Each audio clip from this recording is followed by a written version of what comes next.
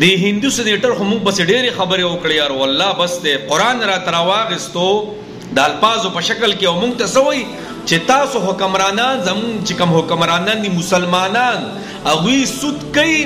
سود اخلي او سود ورکوي هم نو دا ملک په څنګه ترقي وکړي یار والله بس ته یار وس په غیر مسلم راځي او موږ ته به زمون قرآن ښیي ښه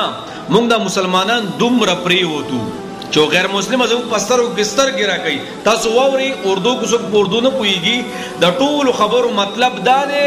چې زموږ حکمرانان سود ورکوي او سود اخلي ازه به حیثیت یو هندو دا خبره مالا شرم راځي مطلب چې تاسو مسلمانان به پویو مجدا کار غلط ته الله الله الله الله ووري تاسو سوي پر سخت افسوس ہوتا ہے کہ ہماری حکومت سود پر سود لیتی جا رہی ہے سود پر سود اور ابھی اس بجٹ میں جو ایک چیز میں نے دیکھی ہے ہم سود تو لے رہے ہیں سود پر دوسرے لوگوں سے دنیا سے پیسے لے رہے ہیں آپ حیران ہوں گے کہ وفاق سود پر صوبوں کو پیسے دے رہا ہے میں نے سنا ہے بلکہ میں نے پڑھا بھی ہے میں آپ کو ترجمہ سناتا ہوں سورہ بقرہ سورہ نمبر 278 میں ہے اے ایمان والو اللہ سے ڈرو اور جو کچھ سود کا بقایا ہے اس کو چھوڑ دو اگر تم ایمان والے ہو اسی طرح سے سورہ بقرہ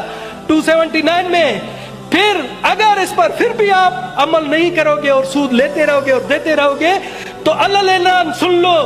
یہ اللہ تعالیٰ کے ساتھ جنگ اور اللہ کے رسول کے خلاف جنگ ہے اور اگر تم توبہ کر لو گے تو تم کو تمہارے اصل اموال مل جائیں گے نہ تم پر کسی پر ظلم کر پاؤ گے اور نہ ہی تم پر ظلم کر پائے گا سر جب قرآن شریف کہتا ہے جب اللہ تعالیٰ کہتا ہے کہ سود حرام ہے اللہ تعالیٰ سے جنگ ہے مگر یہاں پر سود لیا بھی جا رہا ہے اور سود دیا بھی جا رہا ہے تو مجھے بتائیں ہمارا ملک خاک ترقی کرے گا اور ہم آپ سمجھتے ہیں آپ کہتے ہیں کہ جی آپ کا قانون قرآن و سنت سے ہٹ کر نہیں ہے بحیثیت غیر مسلم بھی مجھے شرم آتی ہے کہ آپ یہ منافقت کا کام کر رہے ہیں ګوره د اسلام په نوم باندې ملک آزاد شوی کنه او پاغي کی سودی نظام داسې په اعلی سطح باندې رواني والله کو زموږ د عمل ترخو ټول عمر به د IMF قرضدار یو ګوره قام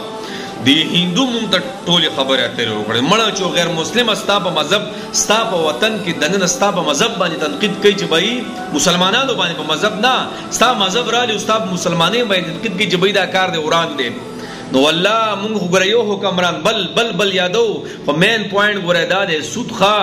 مړ سود خورون کې اغستون کې لیکون کې گواہی ورکون کې حتی چې دې پور لیکلي علماء چې د سود د عمارت لاندې سور د ووم نکینی نو تو وای دی به سمره نحوست په دې عملیات امونږ ټول ملک پکې مبتلا دي الله دې مونږ ټول معاف کړي یار بس اس نشویل مړ زموږ مسلمانی کم خوالاړه او سمره مونږ پریوزو چې غیر مسلم راځي او زموږ دننه په پارلیمنت کې موتا ته خبرې کوي